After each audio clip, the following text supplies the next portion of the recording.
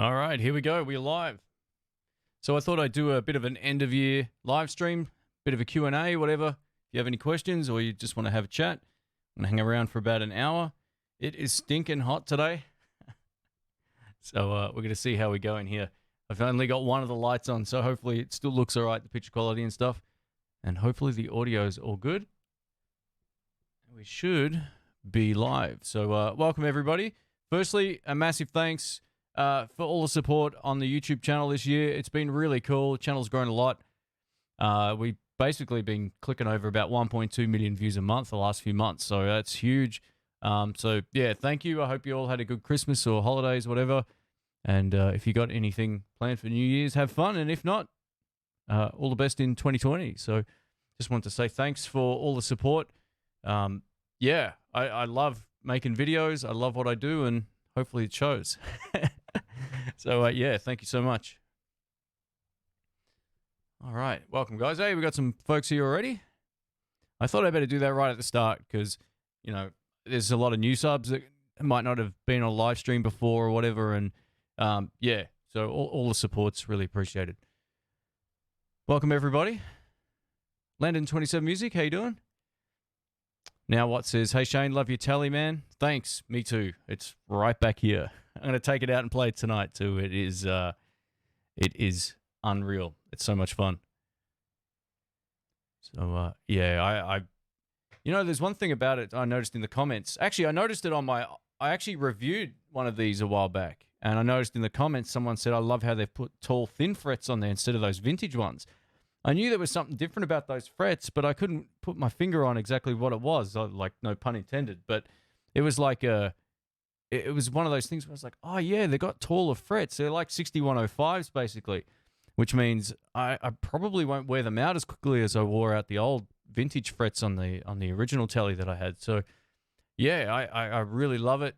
It was some of the best live tone I've ever had last Sunday. It was sick. And that was with the Fender Blues Deluxe back here too. Is it early or late for you? It is 1 p.m. So I got up relatively early, went to the gym, and then it got ridiculously hot, and now I'm sitting in this room sweating. A lot of people overseas will be saying how cold it is, I bet. How popular is blues-orientated music in Australia? It's got some momentum behind it, more so probably now than it ever has, but it's not popular. You play at a pub, I would say more than 9 out of 10 pubs or bars that you would play at here want to hear the hits, whether that is like Australian music, like Jimmy Barnes and a whole lot of local stuff, Crowded House, all that kind of thing, or they just want to hear the 80s hits. And I'm pretty sure that's the same almost at any place. You know, they want to hear Bon Jovi and all that kind of stuff. It's Jesse's Girl, man. So we do have, there's a blues club, which I don't support at all. I have a moral stance against that type of thing. But yeah, it isn't really as popular as it would be in other countries. I think it's population-based as well. Just the percentage of people like blues here might be the same as other countries, but we just don't have as many people. So, you know, we've got our own festivals, and there's, you know, all kinds of different things. Byron Bay Blues Festival is probably the largest one. If you've never heard of that, just look that up. That's a really great festival. I haven't actually been there, but we get, you know, everyone from like Derek Trucks and B.B. King did a show there before he passed away, and a lot of local guys as well. Ray Beadle and Chris Kane's done a show there. Yeah, just everybody. You name it. Buddy Guy, I think, has done shows there. But yeah, look, anytime some of the really cool blues guys come out, I try and make an effort to see them. But and those shows are full, you know. But you go to a local blues act, and you know, unfortunately, unless they're pretty amazing, talented wise, you just don't get the people in the pub. You know, it's pretty tough.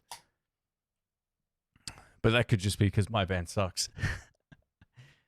Troy, thanks, man. I appreciate that. He says, love the channel. Or enjoy the channel, sorry. Like that PRS t-shirt. It was free. How about that? I got a free t-shirt. I don't often get free guitar t-shirts that fit. They're either like 9XL and they're too big for Rick, or they're I get these smalls sent to me that are like crop tops from the what is it, the mid 80s or something. Shocking. What's Dr. Rick doing? We're going to have a play tonight. So I'm going to bring my camera up. Last week, I had it with me and I didn't bring it out, and I should have. It was one of those nights where we both had some good things going on. I'm going to bring it tonight. One of the things that was stopping me from bringing the camera out a lot is the tripod, but I've managed to get one of these like little desk stand tripods, which are pretty high quality too. So there's not a chance of the camera sort of tipping or just losing sort of tension. So I'm going to take it out tonight. Have I taken my new telly out live? I have. Yeah, absolutely. Last Sunday, it was epic. Wolfie just fine, says Yo Shane. Have to ask about that artist TC59, I think it's called. I'm in New Zealand. Do you still own it? And can it be that good at that price?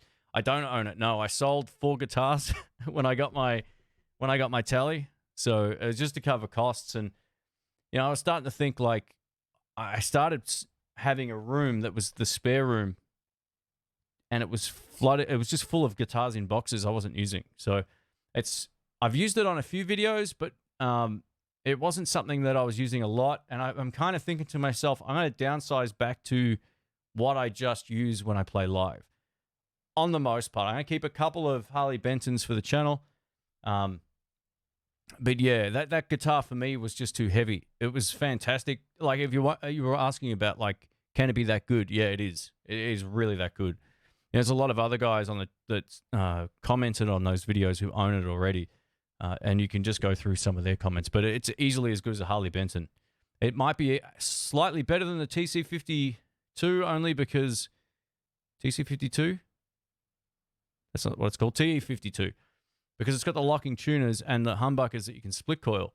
It's just different, So, yeah, they're really, really good. They've definitely upped their game. Hey, Quentin, how are you, man? Men at work, yeah. We got Rob from Florida. Welcome, mate. We got Rob from Atlanta, I think I saw too, before the actual stream moved there.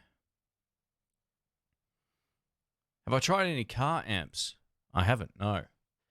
There's so many of these sort of like boutique manufacturers out there that, just they're popping up everywhere, and that's one I haven't actually heard of, so no. I'm sure they make good stuff. Chris says G200 Boss GT1 or Zoom equivalent into the return effects loop of a 112 combo amp for live playing only. Which would you choose? Well, if you're just going to use it for delay and reverbs, I haven't actually tried the Boss GT1, so I don't really know what that's like. But the strengths of the more stuff, any of those digital, all-in-ones are always the reverbs and delays. So if that's what you're looking for, you can't really go too wrong with those. I haven't really tried the Zooms either. I hear they make good stuff, but I haven't used it. Surfer Beach says, just saw Buddy Guy here in Boston a couple of months ago. Still an amazing player. Yeah, I mean, like, Buddy's never been the most, what's the word for it, like, precise player? But he can rip, man, and I love that about Buddy Guy. Like, he can absolutely slay when he wants to, and he's getting old, man. He must be close to 80.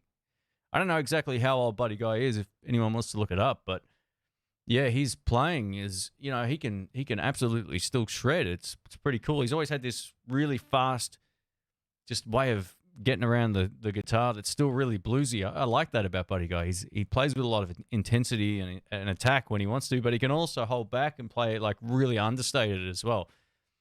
I have a hard time listening to any blues player that just plays nonstop and plays fast all the time. I can't handle it.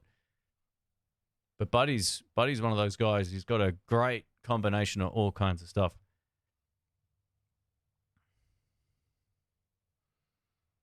This year's lineup at the Blues Fest is awesome. Best of all, they all you're after. I don't know what that means. Sorry, man.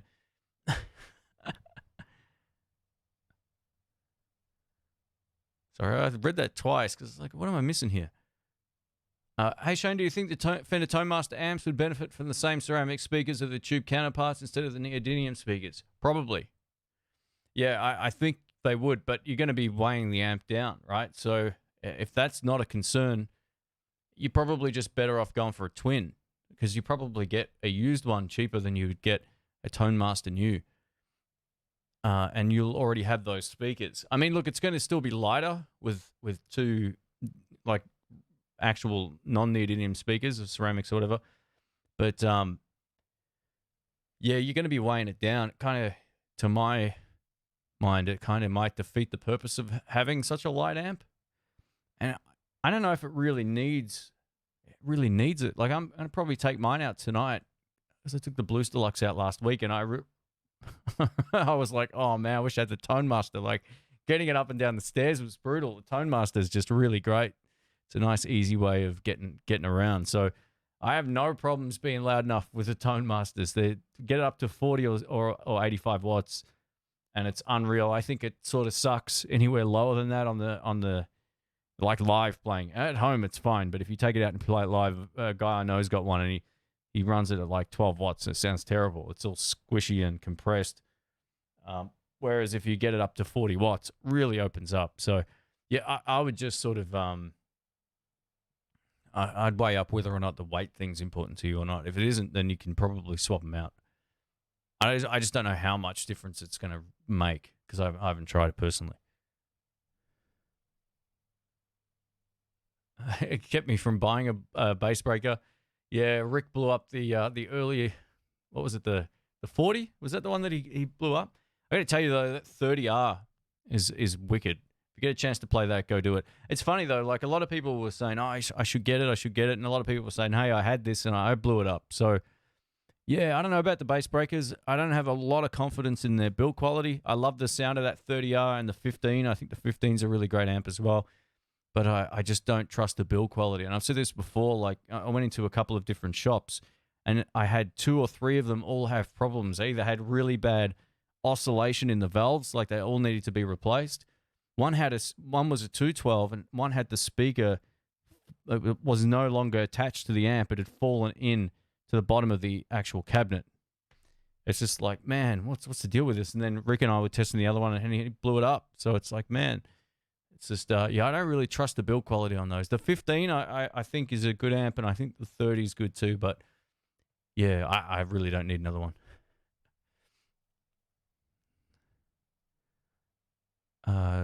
Jamie says, Shane, I'm a fellow lefty in LA. Just wanted to tell you how amazing the channel is and inspiration you and Dr. Rick are. Thanks, man. I appreciate that. I know you'd appreciate that as well. I was going to try and have Dr. Rick over for a live stream or something before the end of the year, but there's no way he'd want to be in this room right now. It's stinking hot. So apologies if I start getting the sweat thing happening. But yeah, thanks, man. I do appreciate that.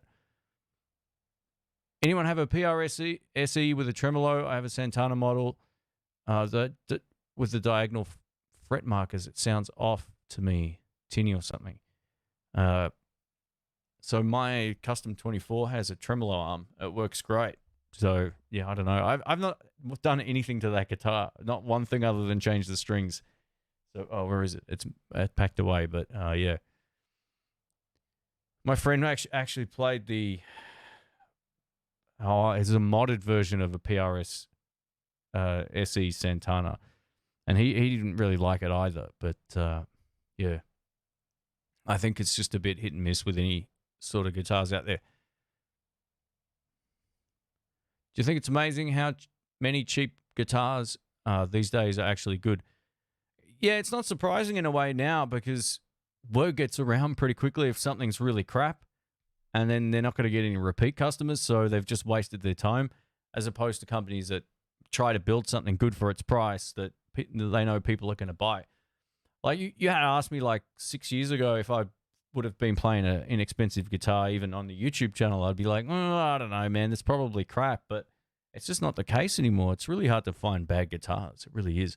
And that all started with, the Japanese guitars and the Korean stuff made in China and Indonesia. It's just hard to find one that is bad. It really is. They all sound, or they're all fairly good for the price, unless you start getting like under $100. And I'm talking about it like in terms of its new price. That's going to be pretty rough.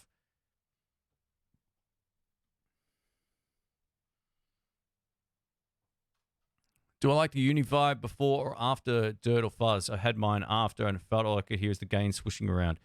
Moved it to before and the dirt and the fuzz seemed much better. Yeah, so there's no right or wrong with that, really. So I used to have mine after the dirt pedals all the time. My pedal board's just on the floor. I've actually got it the other way around right now. Actually, I'll grab it.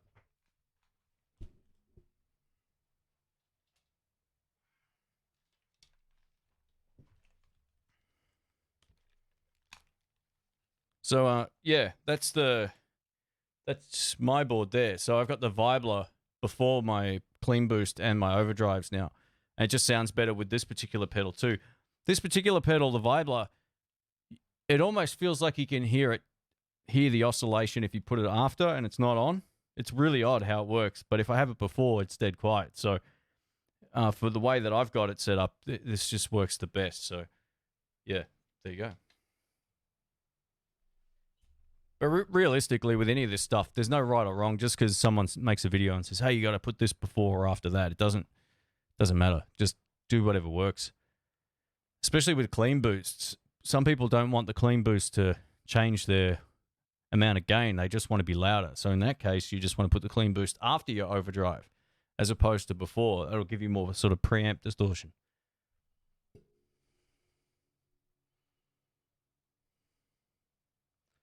What guitars did I end up selling? So I sold the Dan Electro with the whammy bar that had the 2 lipstick pickups in the humbucker in the bridge. I had the P90 style thing in the neck pickup. I sold the Artist not the 335, sorry, the Les Paul. Another guitar that's great. I just don't see myself using it. I already got a really nice Les Paul, so it'll sit in the box. I sold the what was the other 2? Oh yeah, the Artist Telecaster with the 2 humbuckers. I've actually got my Harley Benton. I got 2 of those TU52, so one of those is going to probably get flipped as well. I feel like I've sold something else and I've forgotten. I'll have to have a think. I feel like I've got rid of something else. So I sold 2 other things as well. I got rid of my Marshall 2x12 box. I got more than enough amps back here. I'm just too lazy to take a 2x12 out. And I sold the Joyo one with the vintage 30s. So they're gone as well. So I'm down to just combos, which works best for me. And yeah, that's about it. And all of that pretty much, well, actually the guitars covered my new guitar, basically, which worked out really well.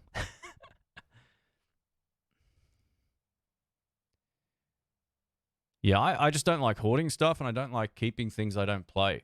I feel like it's a waste of time. I'd rather either, like, I've given Rick pedals, and, you know, he helps me out with other stuff, but I give stuff away. I also just don't like things sitting in a cupboard, taking up space, or sitting in a room in a box when someone else could actually be using it and enjoying it. So, yeah, that's just how I am. I'd rather have one guitar I really love, like this new Tally back here, than 4 I'm not using.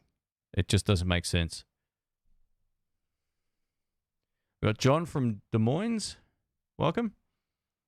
Hopefully that's how you say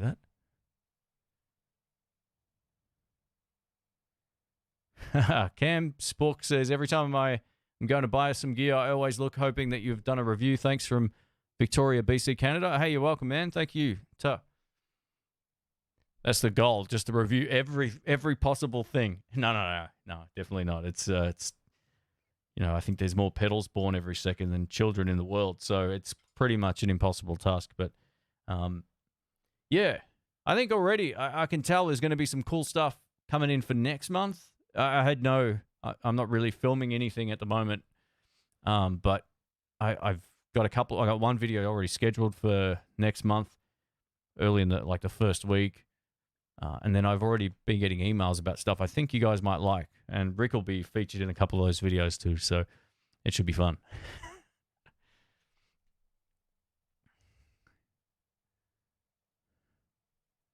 Hey, Robert Baker, welcome. We've got Steve from Boston here as well. Welcome. Hey, the rock stars. Amanda Coombs, another rock star. Welcome. Bearded Blues Dude. Fire out. Hey, Terry, welcome, man. I got asked, what was that? What was the question here? Dan Avenjo says, so why do you feel the need to get 2 tellies? In your March podcast, you said you didn't want to duplicate. I didn't. I absolutely did not want to get a second guitar that would be better than the one that I had. So the tally that I've got, I couldn't pass it up. It was not only how, like, it was a better guitar straight off the shelf than my old one was, which was shocking. Like, the way that I've modded my 52 reissue with the Joe Bardens and the stainless steel frets and the better jack and all that kind of stuff, that's got pretty much all of that stuff already in it. Not the stainless steel frets, obviously, but it's got better frets. The pickups sound infinitely better than any other tally I've ever played, with the exception of that black one, which is on par with this one, which was that custom shop one. So they've got custom shop pickups in here. It just really sounds great, and I could see that it wouldn't bench my 52. That's what I was worried about. Like, finding a guitar that was better means I'm never going to play my other one again, and I don't want that to be the case. That's why I don't like duplicating stuff. Usually when I buy another guitar, I sell the one that I'm not using, because I don't like to just keep them in storage or keep them in the closet or whatever you want to call it. So, yeah, for me, it's more about, like, am I using it or am I not using it, and will I sell it? I'm never going to sell either of those 2 guitars. I can already tell. I've been pretty much, like, with the exception of the last sort of year and a half, 2 years, all I played for a long, long time was tallies. That was it. The 52 was my main one. I had a G&L there for a while as well. This is a great case. I bought a G&L. I played it up against my Fender. The Fender wiped the floor with it. So as great as the G&L guitars are, it wasn't for me tone-wise, and it wasn't for me, you know, I just didn't like it as much as my other one. And I put a lot of money into the 52, so that's why I got rid of it. But yeah, I'm not going to, I doubt I'll ever buy, I doubt I'll have a third tally ever. That would just be silly. I've got my single coil tones that I can use that totally rock. And if I play somewhere where there's a lot of buzz, I can take the 52 with the Joe Bardens, and I'm not going to have any problems there. Even filming in here too, I can get a lot of buzz sometimes depending on the setup and all the lighting. So yeah, there's a space for both, and I don't feel like one completely outperforms the other, which means, you know, how do I feel? Which one do I want to play? So yeah, I'm happy with both. So yeah, that was the hardest thing, to make a decision on something that wasn't going to bench my favorite guitar of all time. That's pretty much how that worked. Yeah, I don't really believe in, like, hoarding guitars, man. I don't believe really on hoarding anything. If you don't use it, get rid of it. Find something you love. Much, much better. You know, I'm in a fortunate position too to get a lot of stuff in to try, and they let me keep and all that kind of thing. And I'm the same with pedals too. Like, I've got my live rig, and I might change out a handful of, if you saw my gear rundown video, I've got about 10 pedals I choose from, and about 6 of those I always use. And then I just change one clean boost to another one for, you know, just to change up the board slightly. But yeah, I don't really change pedals and gear all the time. When I play live, I take the same stuff I've pretty much always taken out, because it works. So yeah, I got the blues driver and the golden plexi. That's from Judd. Cool. Blues drivers are classics, man. Robert says he's about to do a big purge on gear. Good stuff, man. You can get that tally we were talking about. All right, we're gonna convince Robert Baker to buy a Telecaster, everybody. So jump on his channel and subscribe if you're not already, and just keep typing tally. Do it, tally, and we'll see if we can convince him once he's sold a few things.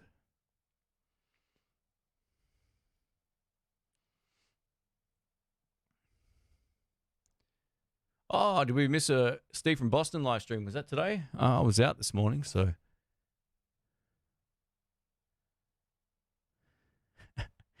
Wait, you'll get a third telly, and I will too. Don't let me down. No third Telecaster for me. I'm done.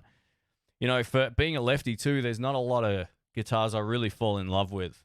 I've played lots, and there's none that I go, oh no, this is a no-brainer. Flying V was one of those times recently.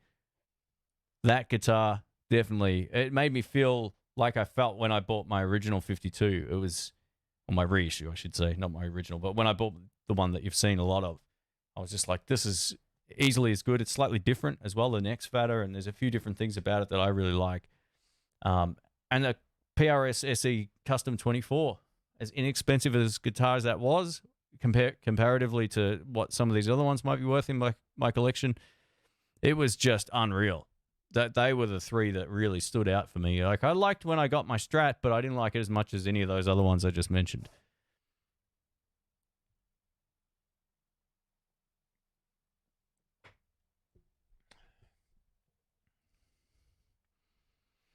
I put one of my friends onto Steve from Boston's video about his the software that he uses and all that kind of stuff, and he's now decked out with the same software. The name of it slipped my mind, but yeah, he's a huge fan, man. So I want that original series Tele in Lake Placid Blue. Lake Placid Blue's awesome. They don't make it in lefties, so this was my embarrassment when I bought this. I knew people would be like, it's the same guitar I already have, but it's the only color they come in lefty, unfortunately. I really like the look of this anyway, so I'm happy with it. But would it have been cool to get a different color? Just if I could have, probably.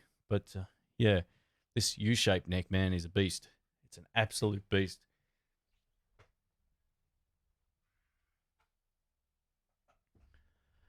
All right.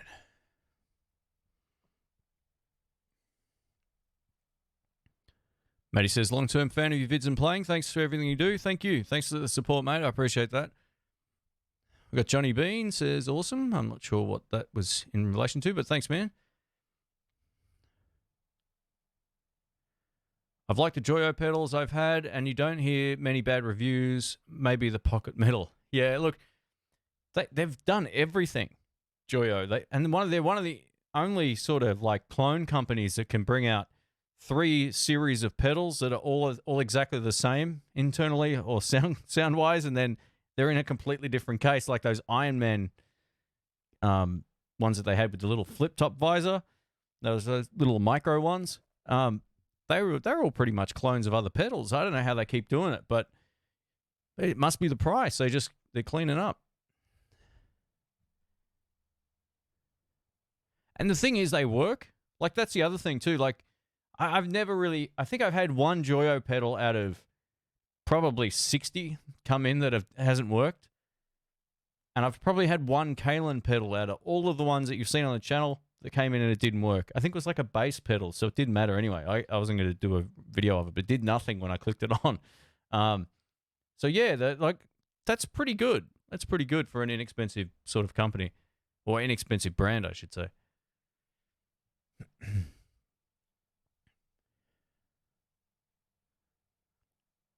Andrew says, hey, Shane, what's the small black amp between the artist and the Fender over there? So that's a there you go. That's a Joyo Sweet Baby amp. It's 5 watts, and it's loaded with a EL. No, it's not. It's loaded with a 6V6 output tube. So it's kind of got a bit more clean headroom, and it's great. It's really good. I did a video recently where I was recording with this 20-year-old piece of tech. It was a BR532 portable recorder. And I went to mic that up, and it sounded great. And as soon as I hit record, the fuse blew because I had too much stuff going on back there. So, yeah, unfortunately, I didn't make that video, but I've replaced the fuse, and I've sort of sticky taped a few in the back just in case. But yeah, it's really cool. If you like a Fender sort of sound that doesn't break up easily, then that's a really good 5-watt amp. It's got probably more headroom than the Bugera, but it's not as versatile. That Bugera that I had, the V5 Infinium, had reverb and had a gain control, had a tone control. I think that's just got volume. Yeah, it does. It just has volume.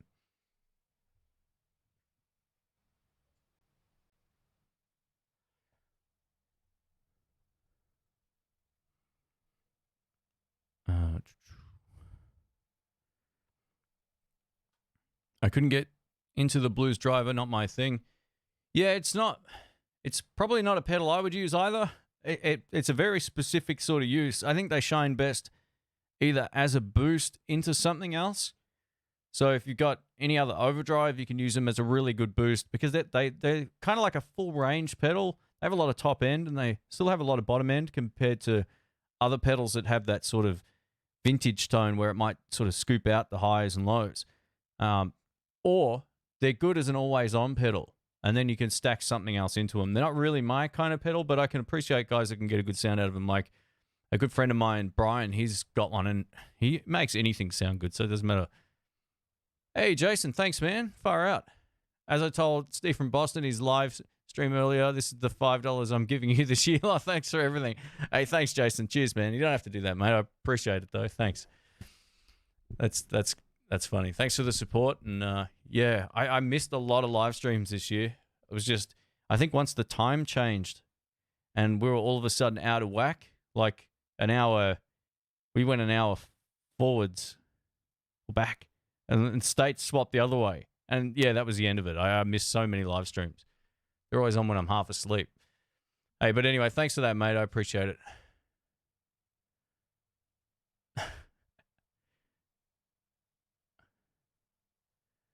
Coco has a sub $20 Tube Screamer and has good reviews. And there's so many of those pedals out there that are great. If you can ever find a Delta Lab T01, it's the best inexpensive Tube Screamer clone I've ever played. I got it for $50 or $40 or something like that at Guitar Center in San Francisco back in 2010, and they're not really around anymore. Like, you can't buy them new, but if you can find them online, they're built out of like a metal enclosure. They're just built like tanks. Mine's still going strong. It's unreal, and I could use it in place of any of my Maxon pedals or any of those sort of Tube Screamer style ones, which are actually Maxon style ones. But anyway.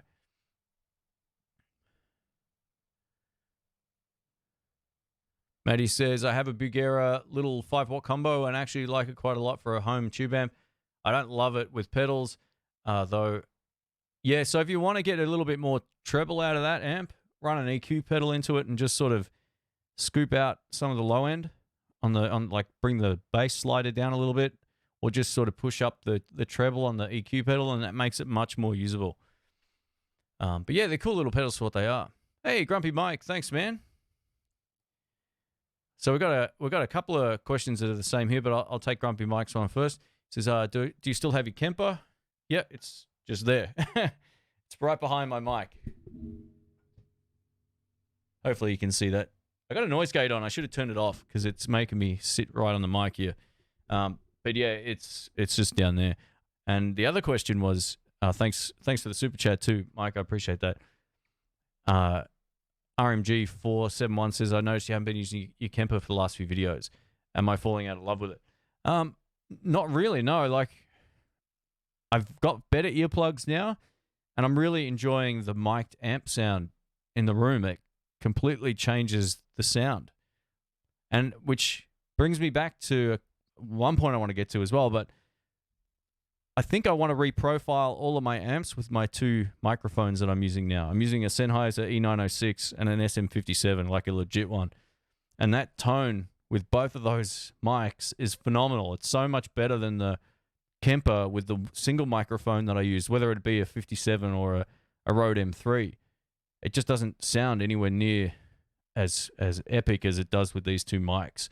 So I'm going to reprofile everything coming up. I might actually do a video about that because it might be fun to show people what that process is, because what the Kemper is, and I get a lot of questions about it saying, hey, can I load third-party IRs? You don't really need to, because you're profiling your signal chain. So whatever you feed it, it takes. So if you got a clean channel Fender amp with two mics going through a mixer then out into the Kemper, that's the sound it will record. Or if you've got your favorite overdrive pedal on going through that amplifier, that's the sound that it basically takes. And I really want to reprofile it. I feel like it would be the best way to get the sound that I'm hearing, and I'm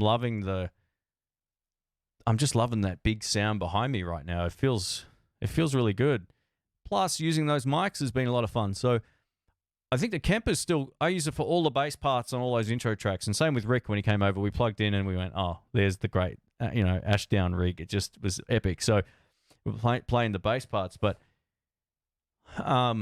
yeah, it hasn't been as fun using it as it has just been like loud, because I went years without being able to be loud at my old place. So it's kind of fun to have a bit of freedom with the volume, and also experiment with the miking and get that blended mic sound, which as of right now, I don't have any blended mic tones going into the Kemper. I've only got just literally like a one mic deal. So I really want to go back over those. I don't plan on getting rid of the Kemper. The Kemper's the best recording tool. It really is. And to be honest, too, like the Two Notes Torpedo got updated a little while back, and I finally did the update maybe a month ago. And when Rick came around, we did those Harley Benton, what are they called? The single cut guitars and the double cut one. That was going through the Two Notes, and it sounded unreal. So you can now put 2 mics on the virtual cab or the IR. So it's really quite great. Like, yeah, I don't know. I don't know which one I like best out of both of those now. So it's a bit of a long-winded answer, but yeah, there's a couple of factors. It's not just like one thing.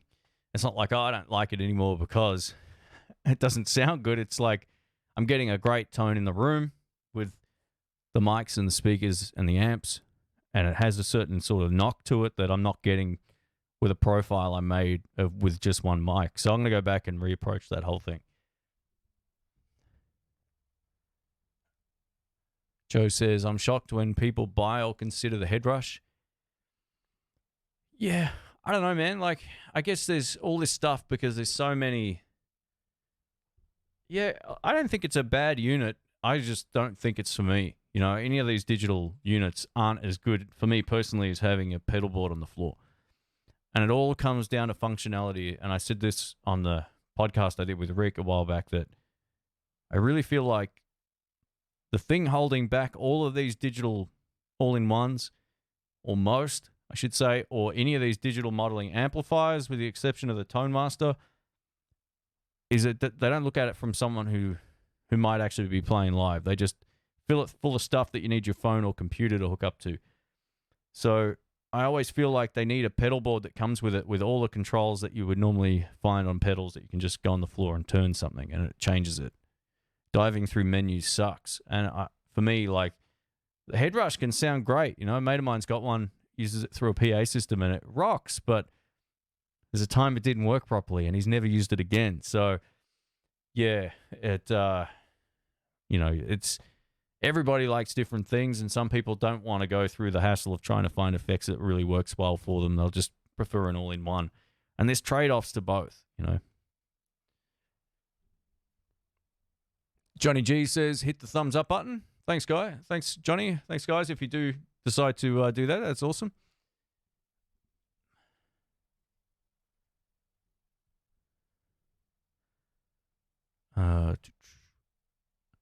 Steve says, hello, Shane. Really enjoyed your programming. Programming, there we go. It's an English term, isn't it? This year, a lot of your shows, and 2 thumbs up on the live shows. Thanks, mate. Yeah, I haven't been doing as many live shows the last sort of few months. I've been busy, I guess, making as many videos as I could with cool stuff that came in, or stuff that I could borrow, or stuff I wanted to compare, and all that. And yeah, it's been a good year. It's been a good year. So thanks to everybody again for the support. If you missed the start, if you did miss the start of this video, I thanked everybody for, you know, just being a part of the community here. So yeah, I know Rick definitely feels the same way. Oh, we got Guitar Geek, NOK 20 NOK. So that's krona, Norwegian krona. How about that? I remember from last time. I looked that up. Thanks, man. I appreciate that. Do you think reading notation is still important? Look, if you're going to be a serious studio guy and you want to be able to sight read, then yes. If you just want to play blues or rock and roll and all that kind of stuff, then no. I mean, look, I could be wrong. I could be wrong, but you look at guys who can play as great as like Robert Baker and, you know, some of the guys I shared videos. I actually shared YouTube channels of recently. Yeah, I'm pretty certain they don't actually, or maybe Robert can read music. I don't know, but I don't think so. It doesn't seem to matter. So no is the easy answer. But yes, if you want to be a guy in a studio situation that requires, you know, here's a sheet of paper, play this. If that's not what you're going to be doing, then don't worry about it. Hey, Sassy Cat, thank you. Thoughts on the Plumes OD? Let me just look that up. I don't know if I've actually tried that one. Earthquaker devices. All right, so I haven't actually personally tried that one before, so I hate to do that to you. But yeah, look, thanks for the super chat. It's not one that I've actually had a chance to play. As soon as I typed it in, the reverb demo with Andy Martin popped up. So go check that out. Andy makes everything sound good. He's got the gift. But yeah, look, if it's a Tube Screamer type pedal, which it looks like it probably is, I could be wrong here. It's a low to medium gain overdrive based on the trusty lime green overdrive. All right, so it's a Tube Screamer with a mod switch. I'm sure it'll be fine. If you want a really great overdrive that's handmade in the US, that's not expensive, check out the Shelly Odie. It's CHEELEE. Odie, ODIE. God, that's a mouthful. They're like $100. And it's about the best $100 you'll ever spend. Amanda, yeah, I did. Thank you. I remembered Krona. No, I'm one of the YouTube pioneers. Thanks, man. Well, in the early days of the channel back in 2006, I was uploading a mix of stuff back when it was just I'd go over. When I was actually stayed in Michigan one year, I uploaded videos from that trip and yeah, just all kinds of weird stuff. It was basically like band footage because I wanted a place that I could put my videos that I could share with venues to get gigs locally and all that kind of stuff. And then I started doing pedal videos because there was no one doing them. I was like, I looked on YouTube for a Behringer overdrive pedal video and I couldn't find one. So I went out and bought it and made a video. I wasn't thinking like, oh yeah, I'll be doing this in 12 years or whatever. So yeah. It's funny how it worked out. And it was good because, there was a lot of...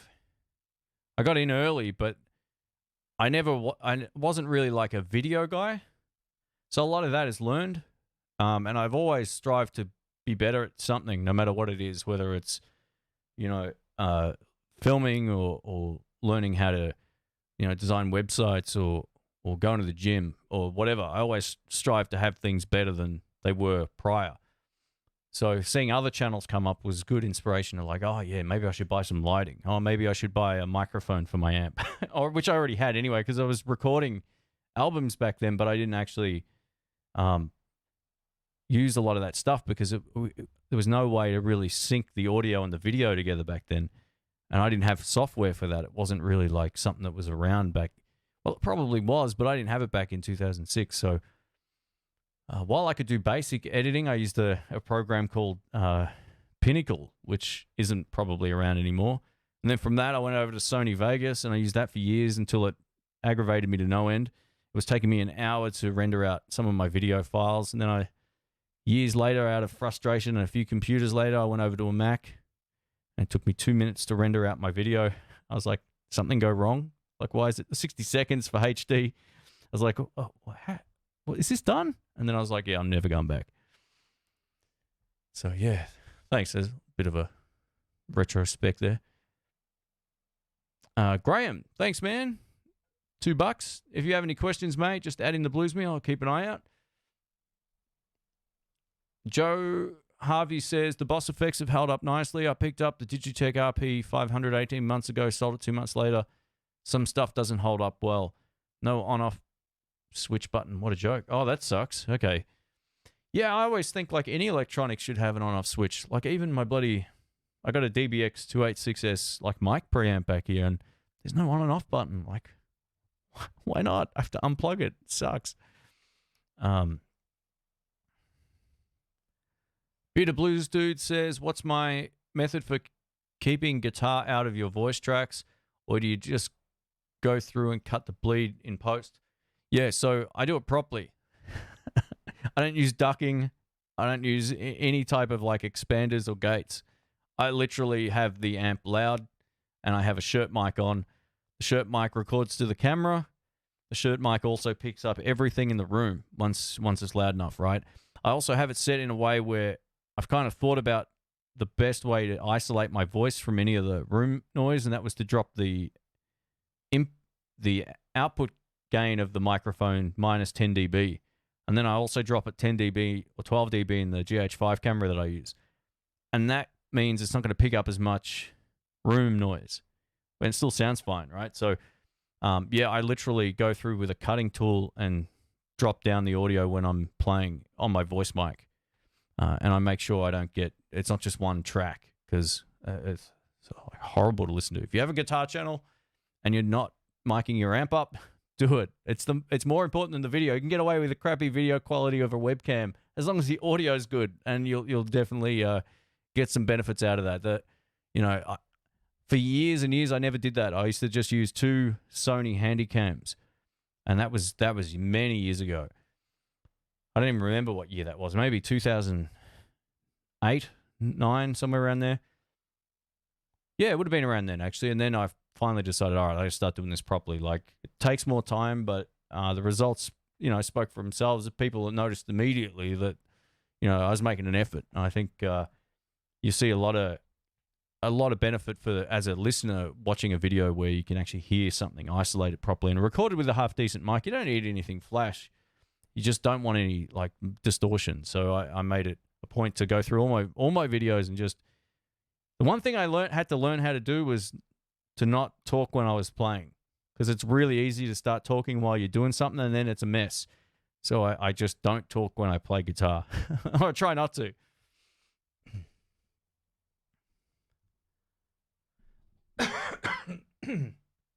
Oh, excuse me, sorry.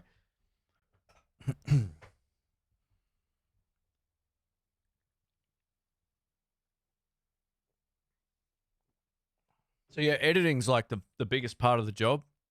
It might take me 15, 20 minutes to shoot a video of the actual like sitting down part.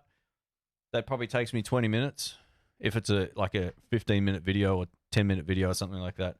Because I stuff up, right? Like, I want to make sure I'm putting something out there that I'm at least happy with playing wise, even if it's similar to something else I did. At least as long as it sounds good and it showcases the thing that it's in the video more than my chops, then I'm happy with it. But I still want to play well, so that can take some time. I usually allow an extra 10 minutes. So if it's a 10-minute video, I should have it done in 20 minutes of actually sitting down and playing and using it. The intro track, it just depends on the day. Sometimes I do that in one take. I'll play all the rhythm parts right the first time. I'll play a solo that I won't be able to get any better.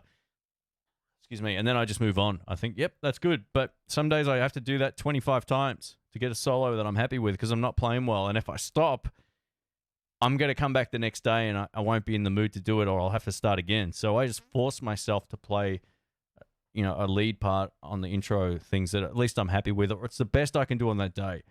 And not all of them are great. There's many that aren't, but it was the best I could do on that day without just half-assing and going, oh, that'll do. I just like to have my timing and pacing right. It's not so much about just cutting loose. It's more about like taking it somewhere in that 1 minute window. And if I actually sit down and record a new backing track, that can take time. But usually I've got like 30 of them, or now 40 of them, that I can just pick from and pick one that works.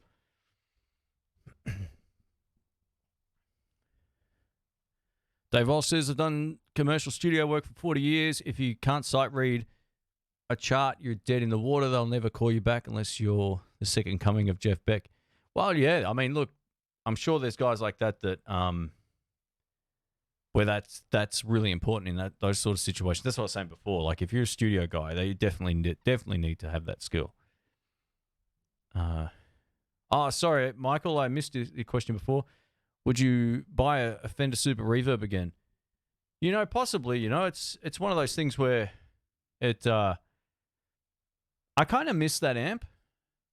I kind of miss it. It was great. It was great to a point. For a 45 watt amp, it wasn't the loudest 45 watts. My Blues Deluxe back here eats it alive in terms of clean headroom and volume. But what the Super Reverb does well, it does extremely well. So I don't know, maybe one day if I have more space and more cash and I really miss it. Look, right now though, I don't need one. The Fender Twin Tone Master's got that sort of sound anyway, so I'm pretty good.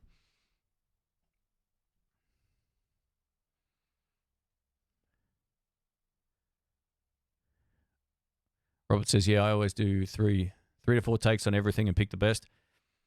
That's the way to go. Like, yeah, just some days I know I'm on. You know, you pick up, I don't know what it is. Maybe it's the weather or something. You pick up a guitar, and some days you just like your tone's good.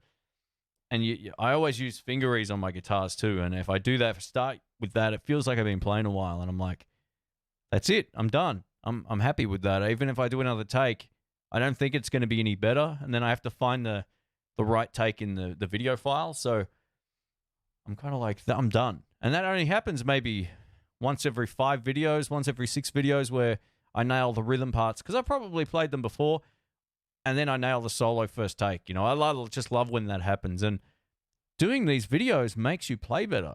Like, you got an audience, people are going to be like, oh, this guy's crap or whatever.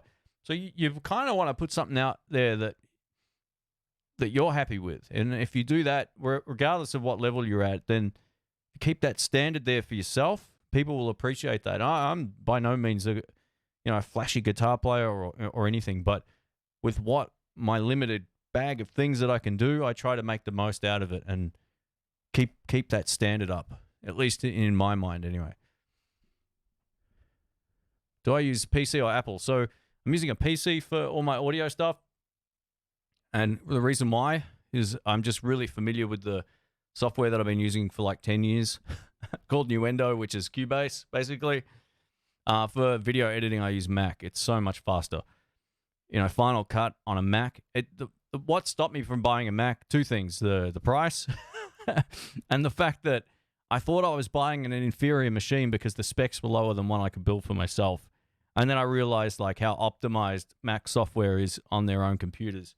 I mean, I could build a Hackintosh, I guess, but yeah, I don't want that hassle either. It's just easy getting I got a 5K iMac that I've had for the last few years in the other room. And video editing, man, the first video file I rendered out took less than a minute in HD before I went to 4K. It was like a 10-minute video, like 60 seconds. There's my file. It's like, oh, I would have saved myself 1,000 hours of waiting around. And while I'm rendering video, I'm like watching YouTube now. It just doesn't matter. It works so much better for what I need it for. You know, I'm sure if you were using Premiere, you could use a PC and you'd be fine, or DaVinci Resolve's also one that's multi-platform as well. But I just wanted to get Final Cut because I knew it was optimized for their hardware, which was important to me.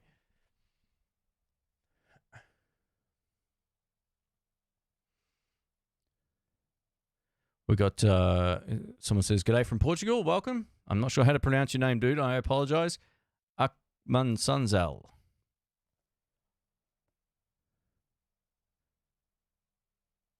Oh, there we go. See, I missed Steve from Boston's live stream. I'm spewing. I'll go back and I'll watch it. I might watch it a bit. I'm going to play tonight too, but I'll watch it after we watch Robert Baker. So there we go, guys. If you're not subscribed to these guys, jump on it. Oh, hang on. Guitar Geek. Sorry, man. This didn't pop up until now. Far out. He says, are there still lots of studio jobs today? You know what? I'm not a session guy, so I don't know. I'm sure there would be in certain sort of places and areas, but I don't really. Most of the guys that own studios here are pretty much the owner of the studio, the engineer, and they're also producers. And they can play a lot of instruments. I don't know many guys that own their own studio that can't do that. I don't think it's probably what it was.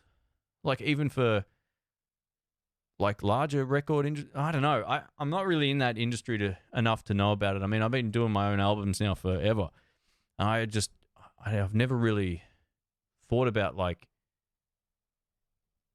Actually, I tell you what, I've hired people online before to do parts. So there is a niche online for hiring musos. I hired a lap steel player from Michigan, and he played on my last album, which was like a J.J. Cale-ish style album, and he was great. So, and that's all he does. I think he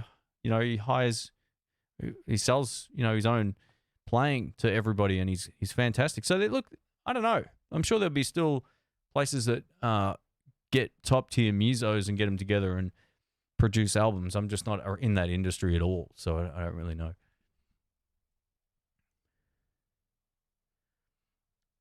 Are you an amp or pedal guy, like an effects board or like a head rush? Pedals, definitely.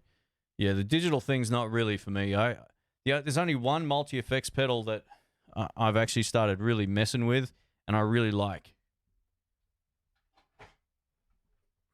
And it's this. This is the Newek Cerebus. Is it Cerberus? I always pronounce it wrong. Cerberus. There you go. And this is what all of those other digital boards need to get going with the controls that are on the front here. You look down, you turn something up, and you get more and more of it. You don't have to deep dive through any menus. This doesn't have any of that. Well, none of it that you need to worry about when you use it. It's got a clean boost. I'm going to do a video coming up about this versus my actual pedal board because as an all-in-one, this would be the only sort of... It's digital. It's got some digital effects in there, but it still is analog, basically. This would be the only thing that I would use if I didn't bring my pedal board out. But, you know, I don't use pedals all the time either. Like, a couple of weeks back, all I did was take out the Marshall and it was rocking. So, yeah, for me, it's all about functionality. If I can look at something and turn it and get more, then, or kick it with my foot and bring it up, then I'm happy. I don't like menus. I really don't. When is NAMM? That is coming up. Is it next month? I don't know. I always forget the date, but I've seen some emails going around already. Do I miss the wait? Not sure what that was in relation to. If it was the Super Reverb? No. Actually, the Super Reverb wasn't that bad. I don't know if the Super Reverb was heavier than my Marshall. The Marshall's a beast.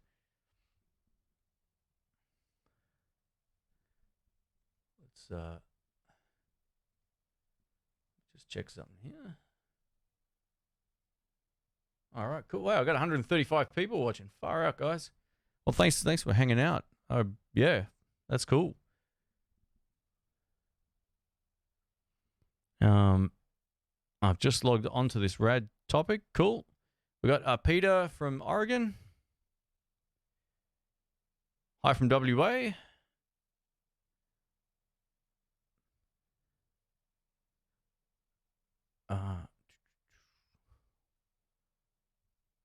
Rummy73, my super chat was missed. Oh, okay. Sorry, Rummy. Let me go back up, man. I might have just missed it in the conversation. My mistake, man. Yeah, I did miss it. I was just talking to the camera, and I must have just gone past here.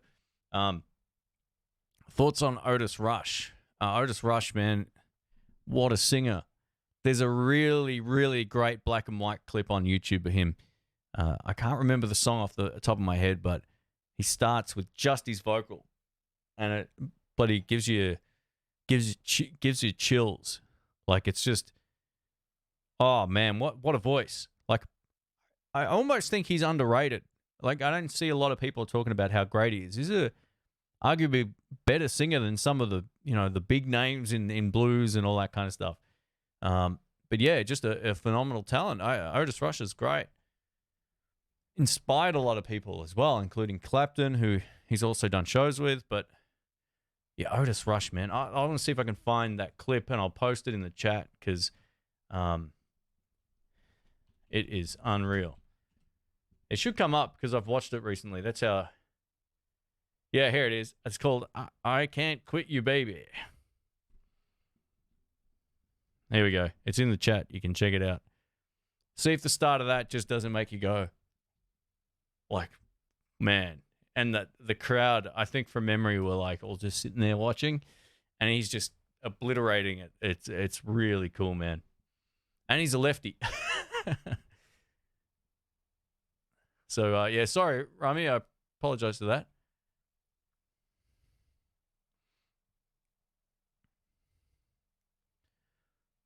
Yeah, I've tried DaVinci Resolve. It doesn't render as quickly as Final Cut, and at least not on the... I've tried it on my PC, and it's nowhere near as efficient, especially once you start, layering up 2 or 3. This computer is probably not as good as my Mac, so it might have that going for it, even though it's got a much better graphics card. I just found it... I should try it on my Mac. I'll see how we go there. But Final Cut, I know it back to front, and it works. It's like when people always ask me, hey, should I use Pro Tools or should I use Cubase or Nuendo or Reaper? I'm like, yes. It doesn't matter. It really doesn't matter. It's all about, how well you know a program. And no program is really that much better than the other one. It comes down to efficiency, and for what I know and use and how optimized it is for my computer, Final Cut's pretty good. Any George Harrison fans here? I actually like George Harrison. One of my first albums I ever bought was, I think it was called Cloud 9. I think that's what it was called, and I bought it on cassette tape back in the day. It wasn't maybe the first cassette I ever got, but it was one of the first three. I think the first, here we go. What was the first album everyone purchased? And as embarrassing as it is to list it, chuck it in the comments. I was thinking about this the other day. I can't remember personally going and buying a cassette or back before CD, obviously. The first one I remember was the Ghostbusters soundtrack. I love that movie, and I still love it. And we're not talking about the most recent one, like the 80s one. That was, what a soundtrack, man. I loved that back then, and it's still great now. But I think that was the first one that I ever got.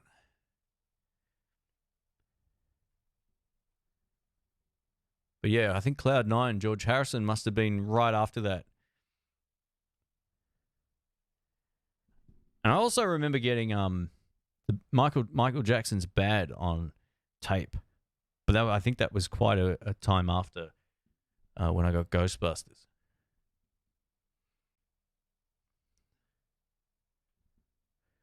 Guitar Geek says, by the way, I'm not the Guitar Geek. That's another guy. Might change my name. Maybe he should change it, man. Put the hard word on him. Hey, Stop No Names. Welcome, mate. Says, hey, mate, good to see you back on the TV. He streams all the stuff on the big screen. That's great. What's my opinion on the Line 6 Helix? I just ordered one. I haven't really used it enough. Dr. Rick's got one, and we used it on a series of Telecaster videos we did here without telling everybody it was a Line 6 Helix. We're like, plugged into a deluxe reverb. Here's an overdrive pedal. We never showed the amp or anything. People are like, oh, the tones are great. So there's some good stuff in there, but it's the same old thing. You're buying an all-in-one device that I think shines best going directly to a PA system or a mixer than it does going into an amp. And I'm sure a lot of people will disagree with that, but I still feel like for functionality, you can't beat actual analog effects on the floor going into a Fender or whatever. If you're not that fussy about your tone and you'll just go, oh, well, this will do, then it's going to be fine. But where they outshine all the individual effects pedals is when you're actually plugging it into a PA system or into a mixer, and they sound, arguably as good as any of these other sort of, what's the word? Solutions, I guess is the word. I asked Rick if I could borrow his a while back, and then we both forgot. So I'll see if he can bring it up tonight, and I'll see if I can get my hands on it.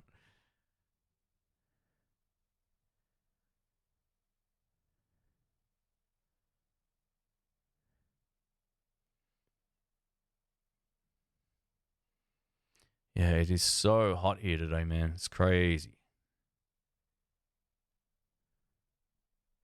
It's going to be a crazy couple of weeks here, I reckon. We're going to have a couple of cool days, and then it's going to be up in the high 40s, mid 40s, which is, 110, maybe more in the old measurements.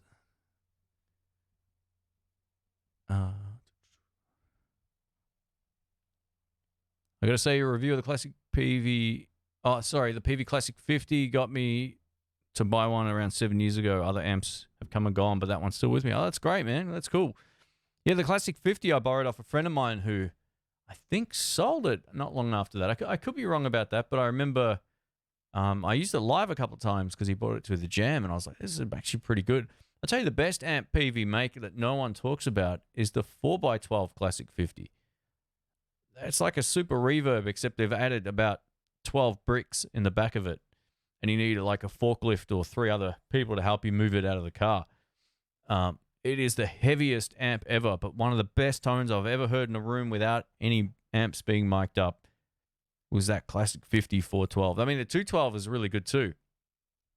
But I just remember being totally blown away by that. I liked it so much. I went to the shop the next day to try one. First thing I did was went to pick it up, and I went, no. I remember going, what? Why is this so heavy? I think that's probably what inspired me to buy the Super Reverb, because it had that, very similar kind of sound. Thanks, Robert. Thanks for hanging around, man. He just says, got to hang out. Got to head out. Everyone have a great night. Thanks, man. Appreciate that. Don't forget, get on Robert's channel. Put the pressure on him to get a Telecaster. If anyone needs one, it's going to be him.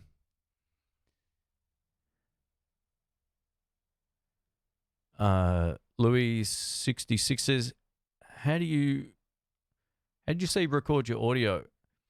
So there's no tricks to it, right? Like I mic up an amp, or I use the Kemper, or I use the 2-notes torpedo, and I just record into this, which is a 2-channel audio interface from Steinberg called a UR22MK2. It's got 2 line-ins, which are also 2 mic inputs. That's it. You just record to the computer.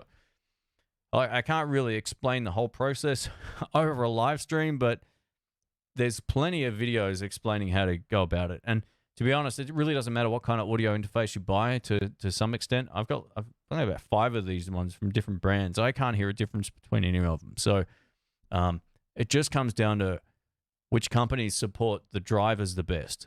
So you got like Focusrite are great. Presonus used to be crap with driver support, but they're much better now. Steinberg, which are also, is it Yamaha? Is that who makes that? They've also got really great driver support. Like every time Windows updates or Mac updates, on Mac doesn't matter, you just plug it in, it works. But in terms of Windows support, that's what it comes down to. So that's why you probably shouldn't buy. I've got Mo2 stuff and, M Audio stuff. I used to have Mo2. It just comes down to driver support. So just buy anything modern and you should be fine from a company that's been doing it a long time. So you can't go wrong with the Focusrite stuff. Can't go wrong with the Steinberg either. I just think as soon as a new operating system comes out, you wait like 3 days, there's the driver update and it all works. If it's Mac, you just plug it in. Or Linux too. Linux is the same. You don't have to worry about that either. Classic Vibe or $1,500 Gibson, which would you take if offered one? Oh man, look, it just depends on what you like. I mean, if they're 2 completely different guitars, pick the one that you like the best. I mean, putting a price on a guitar, $1,500 Gibson, I don't know what that turns up to in whatever part of the world you're in either. So, yeah, it just comes down to pick the guitar you enjoy playing. Doesn't matter what the brand is. Smoky Ham says, "G'day Shane, just tuned in. What a scorcher of a day." It absolutely is, man. It's brutal. And this idiot drove to the gym earlier with no air conditioning in his car because it needs to be regassed. It was an awesome experience. Oh, man. All right, I just realized I'm quite a bit up the chat here. I'm going to just scroll down. If I missed any questions, just ask them again because I was, about probably 5 minutes back on the live chat here. I'll probably go for a little bit longer. If you do have any more questions, feel free to ask. 146 people here, far out. It's great.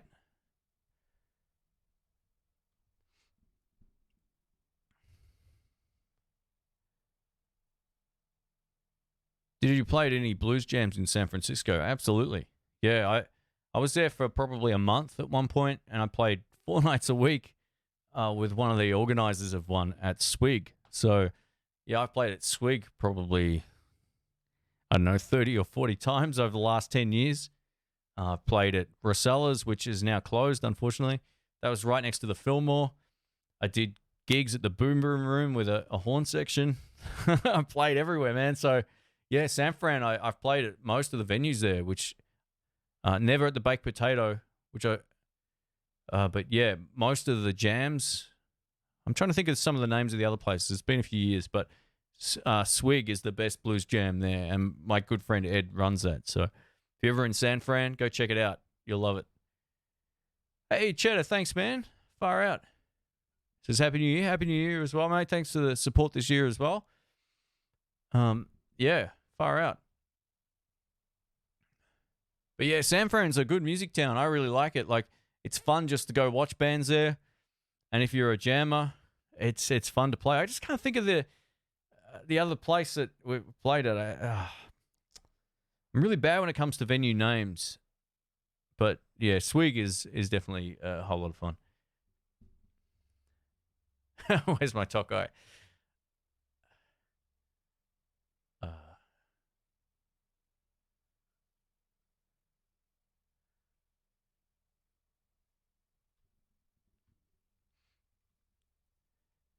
Yeah, thanks again, Cheddar. Thanks, man. Ever played cork guitars? I've played a few, mostly acoustics. I have put their acoustics up with a lot more expensive guitars in terms of how they play and feel and sound. I actually used to own a Maton, which was a decent guitar. It was kind of like a mid-level Maton. It was sort of like a $1,500 guitar back in the day when I got it maybe 10 years ago or something. And no, longer than that, actually. So it's probably worth more now, but I always feel like cork guitars sound better acoustically than a lot more expensive guitars. I don't know what it is. They're really quite good. I think they make some really good PRS copy style electrics as well. Man, my throat's drying up here. Sorry. Kind of feel like they're probably the best value acoustic you can get for what you get quality-wise. I don't really know if there's anything else that comes in at that price that's as good as Cort. I almost feel the same about their electric guitars too. They're really good. I don't own any, but I know a lot of my friends play them and they love them. They get great tones out of them as well. So there's not a lot wrong with them. They're really quite good.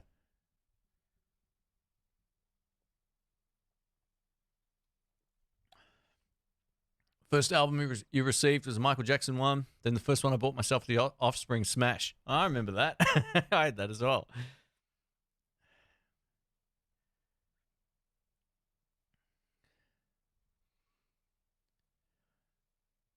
Any thoughts and opinions on thin lines, single coil thin lines versus humbuckers?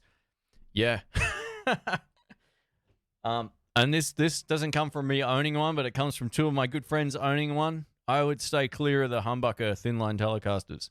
I think they're very, very muddy sounding, especially on when you're playing lead stuff up high. They just don't have any cut. The neck pickup it almost sounds like there's a blanket over them. I would not buy I would never, well, personally for myself, would never buy a Fender 72 thin line with humbuckers. I think they look beautiful, and I think that's what sucked in a lot of my friends. I was there when one of my friends bought one, and I was like, man, it's beautiful, you know, like, look at this thing.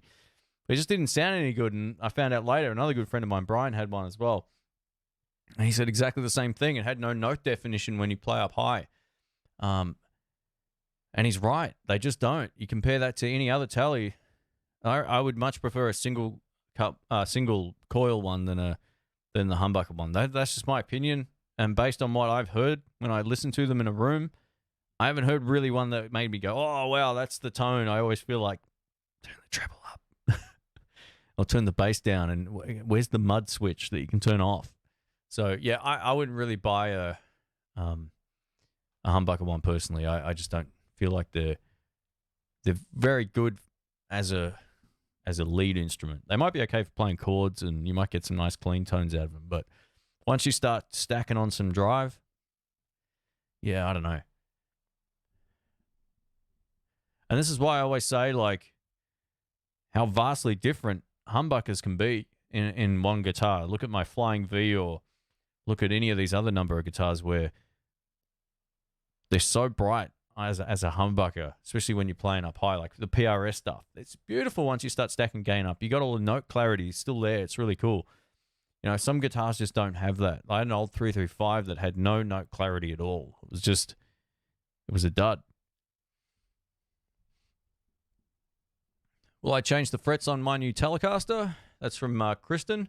No, not until I wear them out. And the good thing is, I mentioned earlier, they're like 6105, so they're tall and thin. They're not like regular vintage frets, which are really slow and useless. So, yeah, I don't think that's going to wear out too quickly, to be honest. I think it's going to last it should last 5 or 6 or more years if I played it all the time. And the funny thing is, like, now I'm not playing as much as I used to. I used to play all the time. I don't mean just at home. I mean, like, out doing 3-hour gigs. So I wore through my old frets really quickly, but they were already way smaller than this to begin with. So they got the frets on that right. Hopefully they stand the test of time for a little while. And whenever the time comes that they need replacing, stainless steel 6105s like my other one, and then I'm done. So yeah, given the price I got that for, whenever the fret job upgrade comes up, it'll be fine. It'll be worth getting done.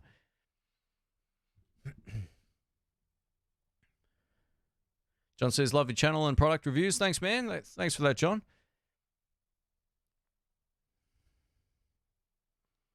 What do I think about making my Epiphone Les Paul 3, Pro 3 with a Floyd Rose and sustainer? Oh, look, Floyd Roses aren't really my thing, man. But, if that's what you're into and it inspires you to play and pick it up, go for it.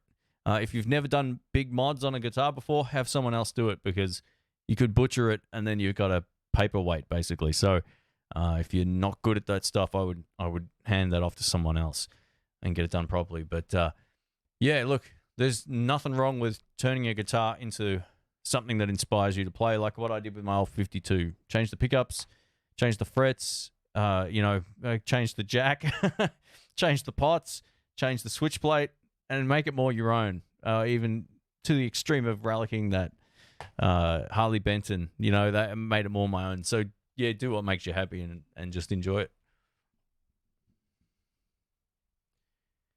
Aren't Court people the ones who are making the PRS SE range? You know what? Possibly. I don't know. I don't know where Court's still. Well, see, that's the thing. I'm always a bit unsure about this because it's made in Korea. I didn't know all of Court's guitars were made there either. I'm not really too sure. Maybe.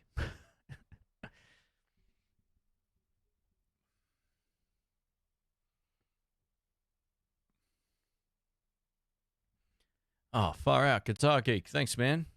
What's going on? Feel bad. You guys way too generous. Thanks, man. What was the question? Where'd it go? Here it is. What's the biggest regret on music gear? So stuff I've gotten rid of. There's one guitar I wish I had have kept, even if it meant just leaving it in the back room for a while. But at the time, it was the right guitar to sell for a couple of reasons. It would probably be the Gibson 56 NOS custom shop I had. It had P90 pickups. It was a gold top. It was beautiful. And at that time, I needed like $3,000 in dental or something, and I sold it for $4,000 or something like that. It was actually, I think I spent more on dental than that. It was brutal, but yeah, I sold it and I thought, I probably won't use it. I got a humbucker Les Paul anyway, and yeah, it was a really great guitar. It buzzed a lot at my old place, and I found I didn't use it much at home. I only used it when I was out. I could only use it at certain venues because of those P90s. But yeah, that would be one that I kind of wish I had kept. I don't really have any regrets about amplifiers. For a while there, I thought, did I do the right thing selling the Super Reverb? But I think I did. I'm more satisfied with the portability and of all these smaller amps than anything else. So I would say probably the biggest regret would have been getting rid of that. Yeah, the Gibson. What was it called? Is it NOS or VOS? VOS 56 reissue. It was a really nice guitar. I guess one of the other regrets I had was getting rid of the Maxon Overdrive Pro. Like, that thing was so good. Ended up with another one. So yeah, there's little ones like that I was like, why did I sell that? I'm an idiot. And I've gone back and bought stuff again. But that's pretty much it. I'm happy with like the stuff that I've got, and I still feel like I've got too much stuff, even though I've cut back on. I've got recently just sold guitars, and I've sold my speaker cabs and lots of pedals and all that kind of stuff. I still feel like there's too much stuff. I like having a pretty minimal kind of setup.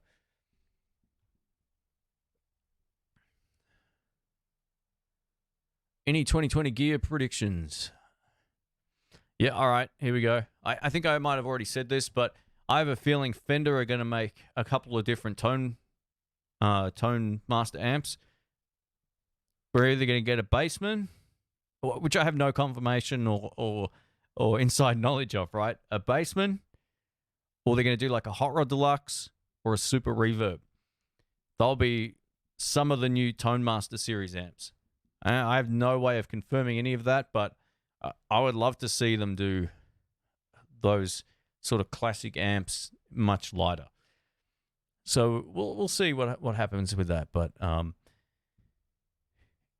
got another prediction. There'll be more pedals in the world than ever before. So Syndicate says Tokai over Epiphone.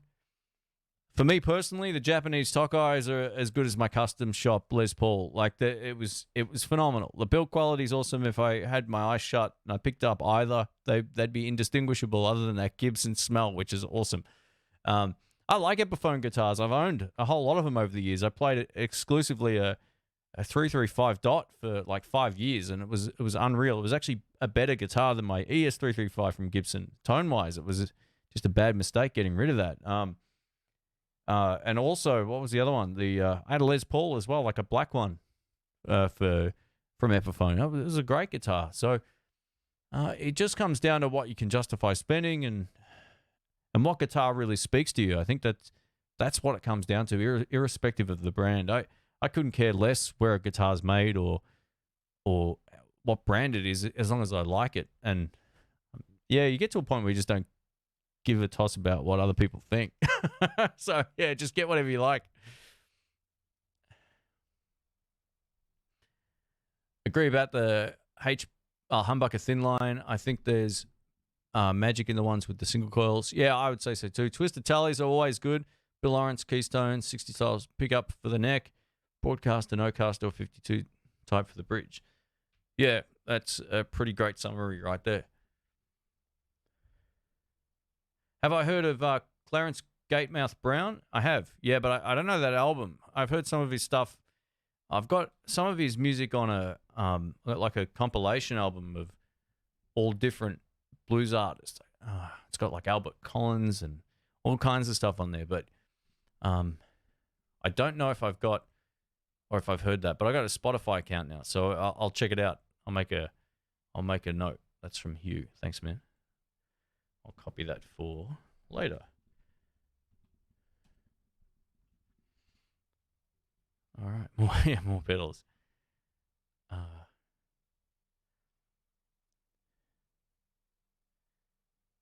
right, Louis66 says, that's funny, I've just spent, I think that's what it meant, just spent the last 12 months working and buying up all the guitars and gear I think I might ever need after not playing or having anything for 10 years. Wow, that's cool. It'd be fun. It would be expensive, but it'd be fun.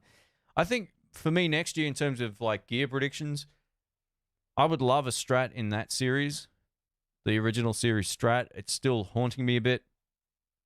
And I think if I did end up getting that, I'd sell my Mexican Standard.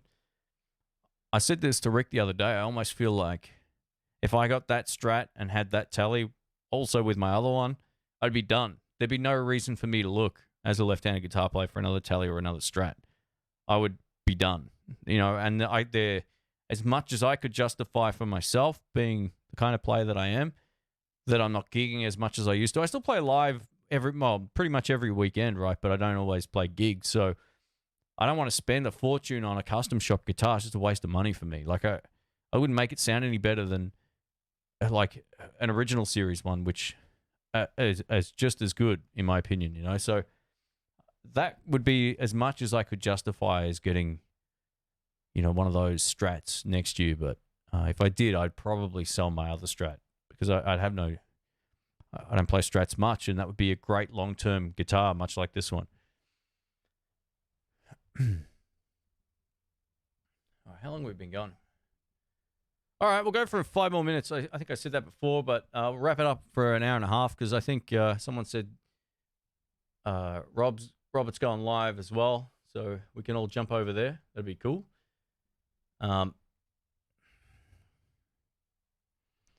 Guitar Geek says, I hope your channel grows bigger in the next decade. Thanks, man. Well, it's on track. It's maybe not the fastest growing channel in the world, but I put a lot of hard work into it, and it's continually and consistently growing, which is cool.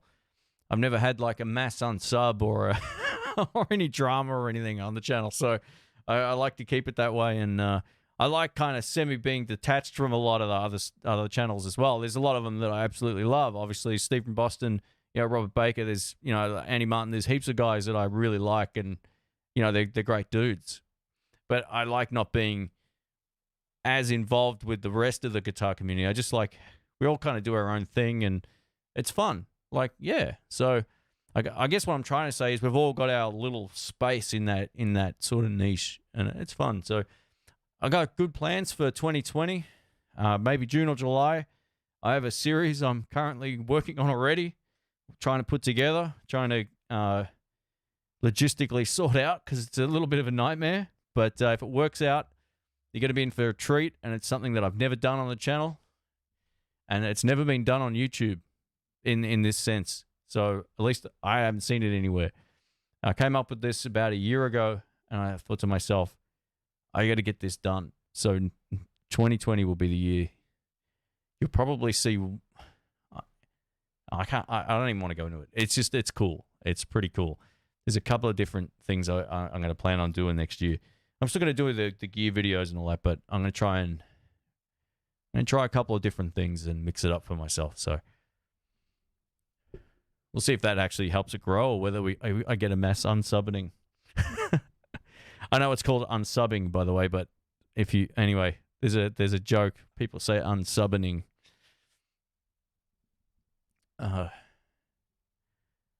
Shane, thanks for your videos. I bought a bunch of gear this year and watched hours of your videos. Thanks, man, for pedals and amps. Huge fan. Happy New Year. Happy New Year to you too, Jay. Thanks, mate. Appreciate that.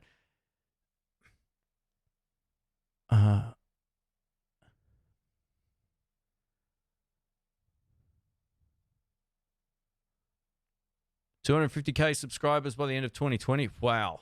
That would be growing... that would be 100% growth, I think, over where it's at right now. Like, I don't even know how many subs I'm up to. Is it 120 something?